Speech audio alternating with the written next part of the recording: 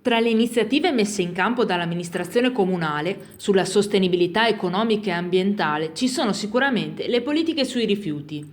In particolare, l'assessore allo sviluppo sostenibile e ambiente Dina Merlo spiega: vogliamo raggiungere l'obiettivo del 70% di raccolta differenziata.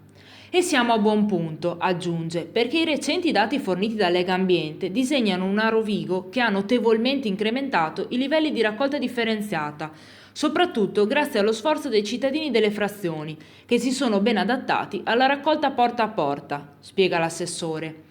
Abbiamo registrato una riduzione di circa 40 kg a persona di rifiuto secco non riciclabile, un livello che ci porta subito sotto i comuni virtuosi del Veneto. E dal prossimo anno cominceremo anche con la raccolta porta a porta in città, partendo con un paio di quartieri per poi arrivare il prima possibile a regime con il porta a porta anche in tutto il resto della città. Intanto segnalo che da gennaio cominceranno a lavorare le guardie ecologiche per combattere l'abbandono increscioso di rifiuti. Ce ne sono già due pronte a cominciare, stiamo definendo con Ecoambiente gli orari e le modalità di controllo.